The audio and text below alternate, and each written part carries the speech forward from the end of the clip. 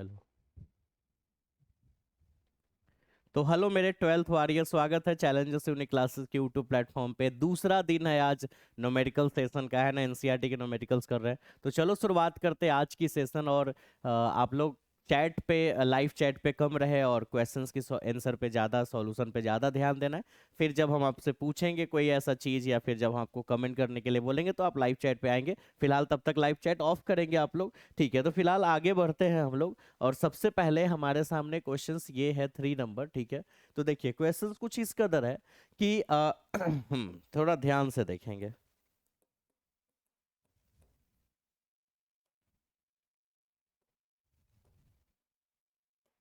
ठीक है, 1 मिनट, थोड़ा एडजस्ट कर लेने दो। हाँ। A calorie is a unit of heat. Calorie एक यूनिट है हीट का या फिर एनर्जी का। ये तो सही, सब कोई जानता है भाई। कैलोरी जो है वो एनर्जी है, यूनिट है हीट का या फिर एनर्जी का। जो कि and it is equals to about 4.2 joule, जो कि 4.2 जूल के बराबर है, ठीक है। वेयर 1 जूल इक्वल टू इतना, क्वेश्चंस कह रहा है कि जहां 1 जूल जो होता है वो बराबर है किसके, तो 1 kg मीटर स्क्वायर पर सेकेंड स्क्वायर के। यानी कि 1 कैलोरी बराबर 4.2 जूल के जगह पे लिखेंगे केजी मीटर स्क्वायर और पर सेकेंड स्क्वायर, इसके बराबर है, ठीक है। तो ये क्वेश्चंस खुद कह रहा है। सपोज आपको मान लेना है भाई, ठीक है, कि system of units in which the unit of mass is equal to alpha K G. इस मैटर पे ध्यान दीजिएगा।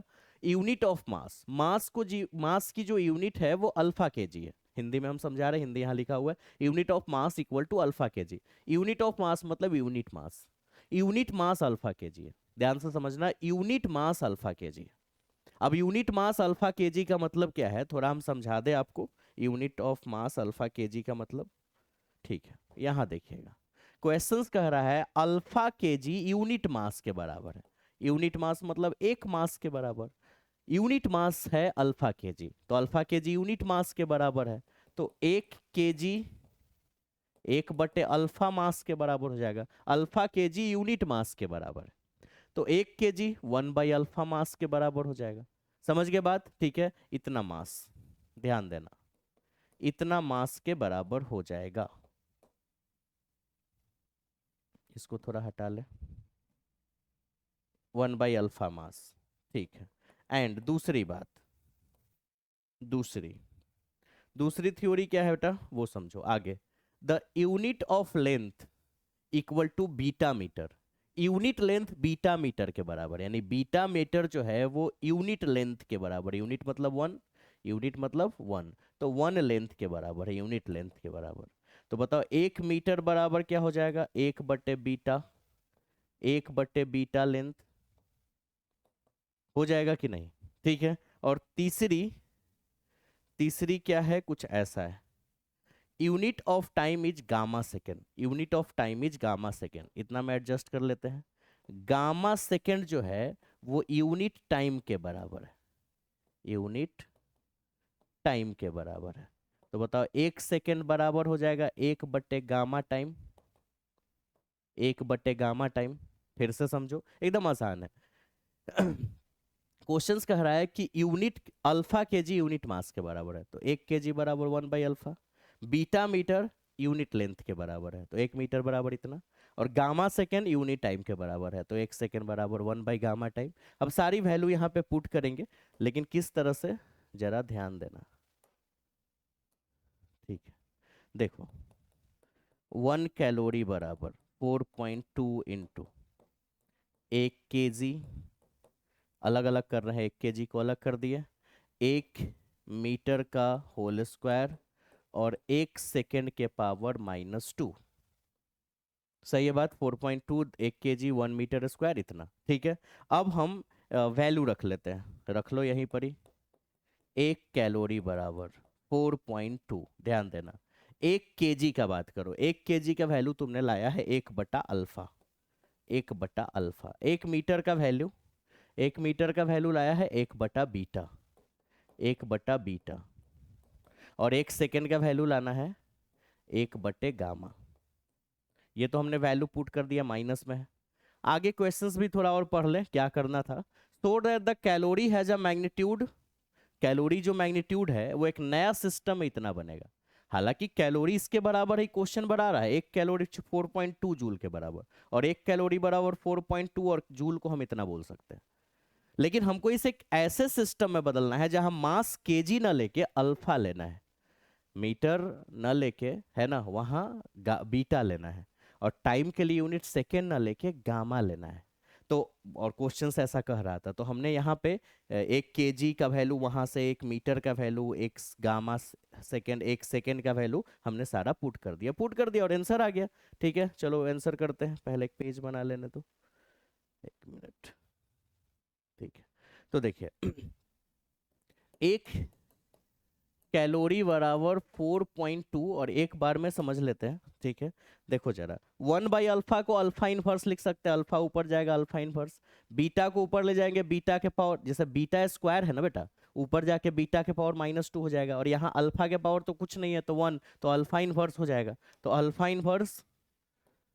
इनवर्स बीटा का पावर -2 और गामा के पावर +2 हो जाएगा। देखो कैसे, गामा के पावर -2 है ना, -2, तो ऊपर ले जाएंगे तो गामा के पावर +2 हो जाएगा, है ना।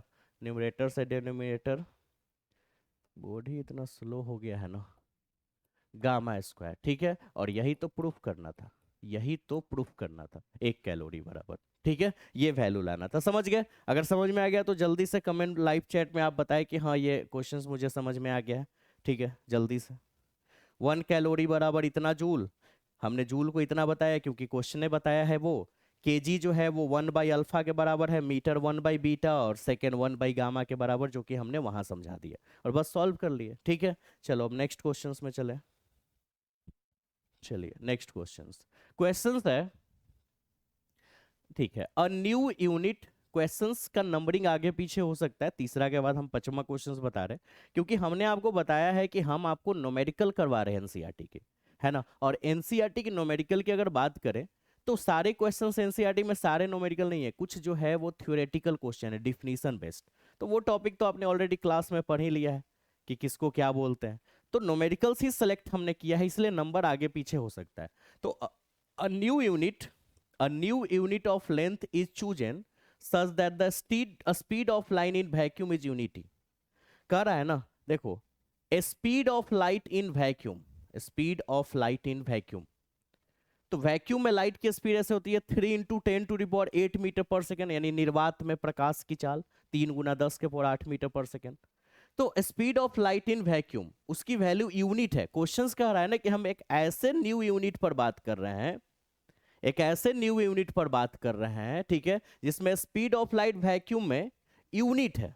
ठीक है, ध्यान देना, यानी स्पीड यानी वेलोसिटी या स्पीड बोल सकते हैं, वो यूनिट है। ऐसे होता वैक्यूम में 3 × 10⁸ मीटर पर सेकेंड है, बट क्वेश्चंस कह रहा है कि एक ऐसे यूनिट सिस्टम पे बात कर रहे हैं, एक ऐसे यूनिट पे जहां पे स्पीड ऑफ लाइट 1 है। ठीक है, चलो आगे। What is the distance between the sun and the earth? What is the distance between the sun and the earth?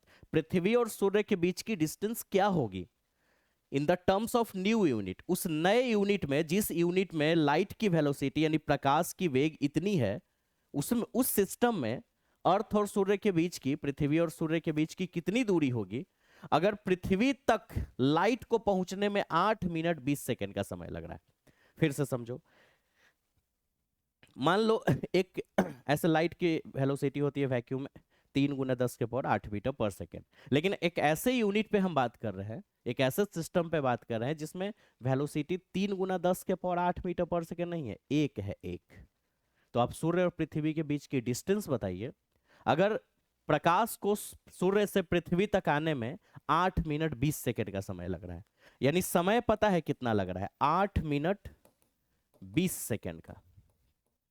ठीक है, तो 8 को 60 से गुना कर दो और +20, 8 से 48, 480 +20, 500 सेकेंड, 500 सेकेंड। ठीक है, अब formula, according to formula, velocity equal to distance by time होता है बेटा, और हमें डिस्टेंस ही तो निकालना है पृथ्वी और सूर्य के बीच में, तो v × t, v की वैल्यू एक क्वेश्चन खुद कह रहा है और समय है 500, यानी रिजल्ट हो जाएगा 500 new unit of length, 500 new unit of length यानी 500,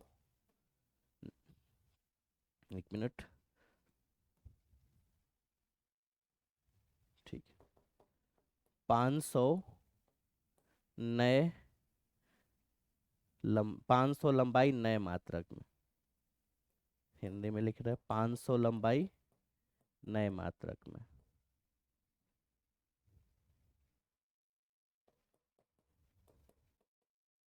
नए मात्रक में 500 लंबाई, ठीक है, ये आंसर हो गया आपका, बात खत्म। समझ गए बात? तो ये आपकी अगली क्वेश्चंस हो गई। कोई डाउट है? डाउट नहीं है तो जल्दी से कमेंट बॉक्स में, चैट में कमेंट करें कि सब क्लियर है सर। कोई डाउट नहीं है, जल्दी से, जल्दी से। नेक्स्ट, नेक्स्ट क्वेश्चंस, ठीक है।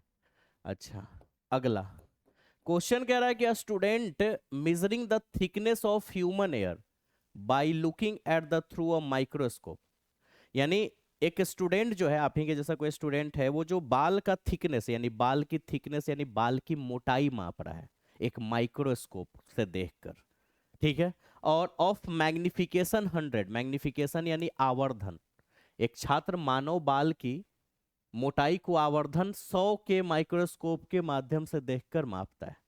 यानी कि मा- आवर्धन क्या होता है? आपने 10th क्लास में आवर्धन को हम मैग्निफिकेशन बोलते हैं। 10th क्लास में आपने लाइट के चैप्टर में पढ़ा होगा।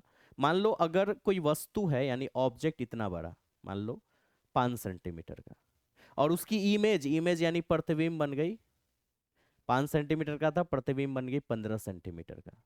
तो 15 सेंटीमीटर को 5 सेंटीमीटर से भागा दे देंगे, यानी कि इमेज के हाइट को इमेज के हाइट यानी प्रतिबिंब के ऊंचाई को ऑब्जेक्ट के हाइट यानी वस्तु के ऊंचाई से भागा दे देंगे। तो यह आवर्धन निकलता था, तो कै गुना 3 आ जाएगा, 15/5, यानी कि प्रतिबिंब 3 गुना बड़ा बनेगा।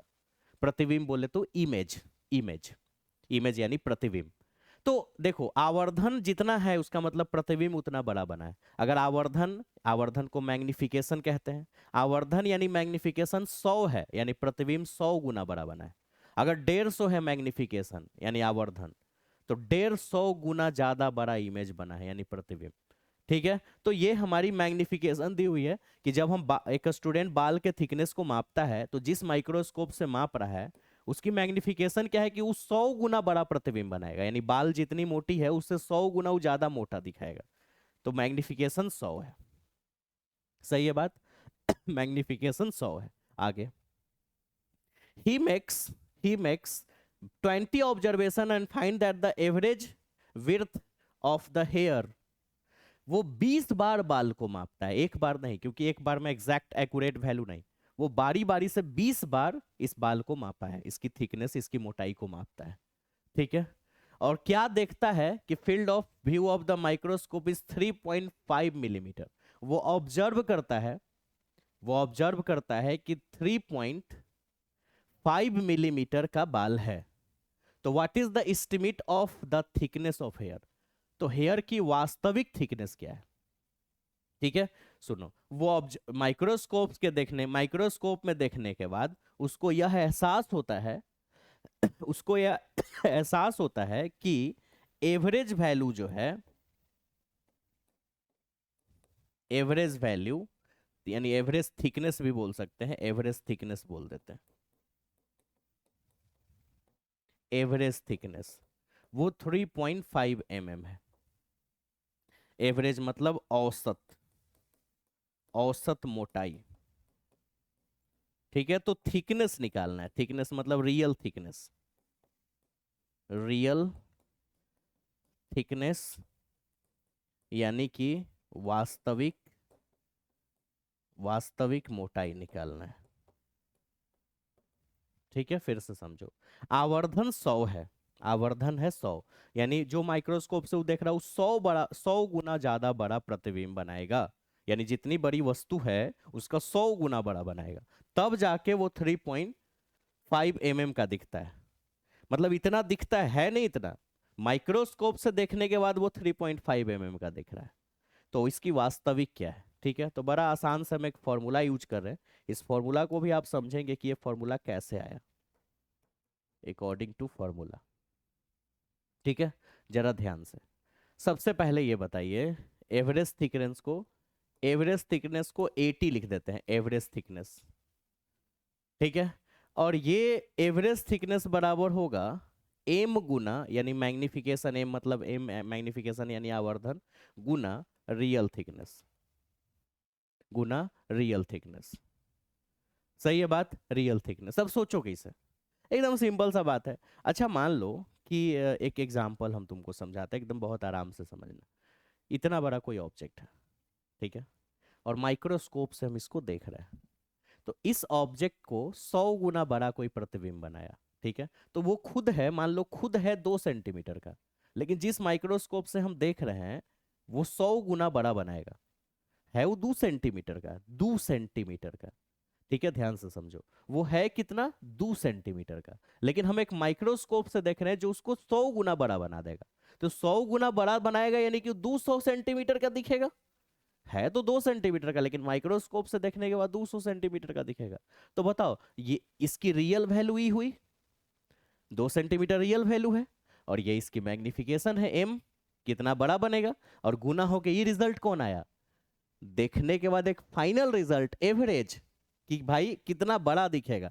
तो बताओ फॉर्मूला बना ना, कि एवरेज वैल्यू बराबर मैग्निफिकेशन में रियल वाला वैल्यू गुना कर देंगे, तो मैग्निफिकेशन में रियल वाला वैल्यू गुना कर देंगे, 80 निकल जाएगा। हमें निकालना है रियल थिकनेस।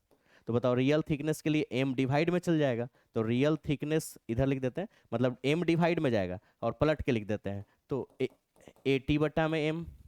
बताओ रियल थिकनेस निकालने के लिए एम को 80 के भागा में लिखना होगा, लिख दिए और पलट के लिख दिए। अब बताओ 80 यानी कि एवरेज थिकनेस की वैल्यू कितनी है, 3.5 mm, 3.5 mm, और इसकी वैल्यू कितनी है, एम की वैल्यू 100, 100 से भागा देंगे, 0.2 अंक और आगे जाएगा, तो 0.035 mm हो जाएगा। इतनी मिलीमीटर वास्तव में बाल की थिकनेस है, दिख रही थी 3.5। डाउट है, कोई डाउट है तो जल्दी बता, नहीं डाउट है तो कमेंट्स करो लाइव चैट में कि नो डाउट सर, आगे बढ़े।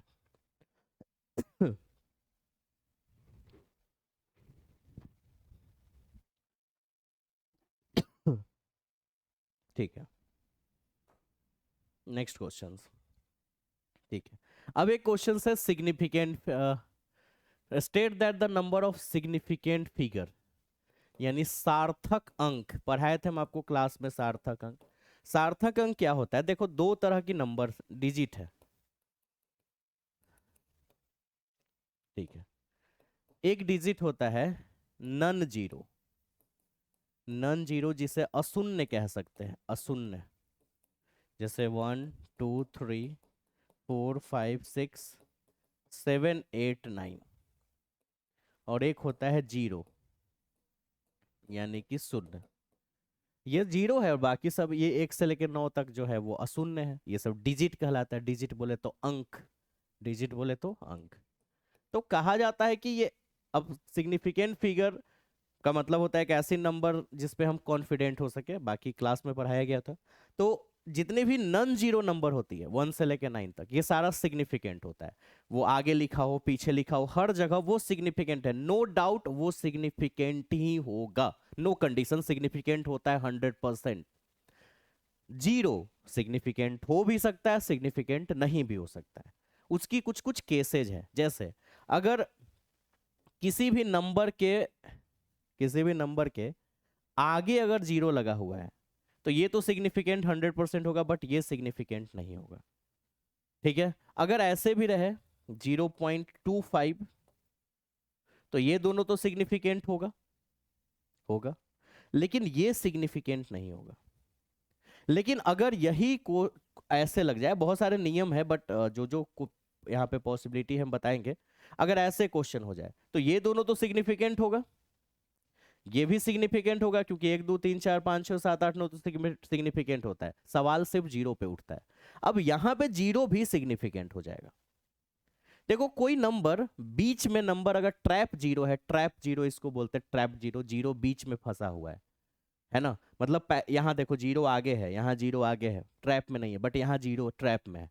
अगर जीरो ट्रैप में है बट उसमें कंडीशन है कि आगे वाला नंबर सिग्निफिकेंट होना चाहिए, तो ये भी सिग्निफिकेंट हो जाएगा। तो बताओ 5 और 2 के बीच में ये फंसा हुआ है। तो आगे की जो रिजल्ट है, आगे की जो वैल्यू है वो सिग्निफिकेंट है, इसलिए ये भी सिग्निफिकेंट होगा। ऐसे सिग्निफिकेंट होते हैं। ठीक है, अभी देखो क्वेश्चंस पे एक चीज याद रखना, 10 के पावर कुछ भी रहे ये सिग्निफिकेंट नहीं होता है। ठीक, अब चलो इसमें सबसे पहला क्वेश्चंस, ऑब्जेक्टिव क्वेश्चंस आते हैं बहुत सारे एग्जाम में। 0.007 मीटर स्क्वायर। अब इसमें सिग्निफिकेंट फिगर जो है वो सिर्फ और सिर्फ एक है, 7। देख लो कैसे, क्योंकि दशमलव के पहले ये तो 7 के पहले 0 आ जा रहा है ना, तो ये सारा ट्रैप, एक तो पहले ट्रैप नहीं है, इसके आगे कोई सिग्निफिकेंट नहीं। अगर यही 5 यहाँ लिखा जाता तो सब सिग्निफिकेंट बन जाता ए टू जेड, बट ऐसा तो है नहीं। ठीक है, तो ये यहाँ पे एक सिग्निफिकेंट और भी समझ जाओगे। दूसरा 0.023 नहीं, 0.023 नहीं, 0.2370 ग्राम पर सेंटीमीटर क्यूब। तो ये सिग्निफिकेंट है, ये भी है, ये भी है, ये भी है, बट ये सिग्निफिकेंट नहीं है। ठीक है, क्योंकि ट्रैप्ड है, ट्रैप्ड नहीं है, तो 4 सिग्निफिकेंट है यहाँ पे। तीसरी क्वेश्चन है 6.320 जूल। अब ये नंबर सिग्निफिकेंट तो होगा ही, ये भी होगा, ये भी, अब ये भी हो जाएगा क्योंकि इससे पहले सिग्निफिकेंट है, तो सिग्निफिकेंट है ना, सिग्निफिकेंट अगर कोई 0 के पहले आ जाए तो फिर वो भी सिग्निफिकेंट हो जाएगा। ठीक है, तो ये भी ठीक है, तो यहाँ पे जो सिग्निफिकेंट फिगर है वो 3 है आपका। ठीक है, एक मिनट आंसर्स भी वेरीफाई करते चलते हैं। ठीक है, आगे सब सही है। कभी कभी बोले माइंड मिस्टेक हो जाता है तो गलती हो जाता है, इससे भी थोड़ा तबीयत अस्वस्थ है। 32 न्यूटन पर मीटर स्क्वायर, 6.03, ये तो सिग्निफिकेंट है, ये भी है बेटा, ये भी, और अब ये भी होगा क्योंकि उससे पहले सिग्निफिकेंट है, तो यहाँ भी सिग्निफिकेंट फिगर 4 गो है। ई नंबर 1 2 3 सी डी। अच्छा, ये वाली उतार लिया, एक्चुअली में ये वाली ई नंबर था, मिट जावे, ये वाली ई नंबर था और डी छूट गया था, डी यहाँ लिख लेते हैं। तो डी है 6.320 जूल। तो यहाँ की सिग्निफिकेंट फिगर क्या होगी? ठीक है, तो देखो ये सिग्निफिकेंट तो होगा, ये भी सिग्निफिकेंट होगा, ये भी होगा, और अब ये भी होगा, क्योंकि सिग्निफिकेंट हर उस जगह पे सिग्निफिकेंट हो जाएगा अगर उससे पहले एक सिग्निफिकेंट है ना। तो ये क्वेश्चंस दोबारा है क्या? हमने कौन सा क्वेश्चंस नहीं उतारा? अच्छा, बी नंबर हमने नहीं उतारा, बाकी तो हमने उतार ही दिया। नंबरिंग थोड़ा सा गड़बड़ हो गया, फिलहाल नंबरिंग से क्या है, क्वेश्चन सामने है सारा। ई वाला ए है, ये वाली सी था, ये सी था एक्चुअली, बी छूट गया है, और ये वाली डी है, ये वाली ई है ही। ठीक है, अब एफ बना लेते फिर बी बनाते रहेंगे। तो F number questions 0.000603 metre square. अब यहां अगर बात करो तो ये तो 6032 सिग्निफिकेंट होगा, बट ये सब सिग्निफिकेंट नहीं होगा। सोचो क्यों? क्योंकि ये, इसके आगे कोई सिग्निफिकेंट नहीं है, लेकिन जीरो ट्रैप्ड है और उसके आगे वो सिग्निफिकेंट है, मतलब बीच में है और आगे सिग्निफिकेंट है, तो सो वो 4 सिग्निफिकेंट फिगर यहाँ पे हो जाएगा। ठीक है, और एक यहीं पे बता देते हैं, देखो ये सिग्निफिकेंट होगा, यहाँ पे थोड़ा क्वेश्चंस गलत है, एक्चुअली में ये 10 के पावर 24 केजी है, टाइपिंग थोड़ा मिस्टेक है। अब देखो ये सिग्निफिकेंट होगा बेटा, ये भी सिग्निफिकेंट होगा, ये भी सिग्निफिकेंट, लेकिन ये सिग्निफिकेंट नहीं होगा, तो यहाँ पे सिग्निफिकेंट फिगर 3, क्योंकि 10 के पावर वाला टर्म सिग्निफिकेंट नहीं होता है। अब ठीक है, रूल्स बताया गया था क्लास में कि क्यों नहीं होता है, बट हमने यहाँ पे क्वेश्चंस बनाना सीखा है। और भी अगर कोई पर्सनली डाउट हो सिग्निफिकेंट से लेकर तो आप क्लास में आए, आपको पता है हमारी क्लास चैलेंजर्स यूनिक क्लासेस, इस क्लास ऑफिस में आके मिले, देन आप वहाँ पे हम आपको उसकी सॉल्यूशन और बेहतर समझा पाएंगे कि कैसे कैसे बनता है। ठीक है, तो फिलहाल एक क्वेश्चंस और है, बट क्या है ना कि ये क्वेश्चंस आज हम छोड़ देते हैं। ठीक है, क्वेश्चंस यहीं तक करवाते हैं, थोड़ा तबियत भी स्वस्थ लग रहा है, इसलिए मैं सर्दी खांसी हो गया। तो इतनी क्वेश्चंस काफ़ी है, आप इस क्वेश्चंस का प्रैक्टिस करें, ये क्वेश्चंस का पीडीएफ हम आपको ग्रुप में डाल रहे हैं। ठीक है, और आप वहाँ पे उतार लें, और अगर किसी को पीडीएफ्स में दिक्कत हो रहा है या कोई नए बच्चे हैं हमारे चैनल पे, तो वो हमें इस नंबर पे कांटेक्ट कर सकते हैं। नंबर यहाँ लिख रहा है, हम आपको पीडीएफ प्रोवाइड कर देंगे। ठीक है, स्टेटस में जरूर लगा दे, लिंक को शेयर कर दे। ठीक है, तो अपना ख्याल रखें। ठीक है, मिलते हैं हम लोग नेक्स्ट क्लास में इसी तरह से। ठीक है, अब आप लोग ऑफलाइन हो सकते हैं, हम तब तक पीडीएफ बना ले इसका।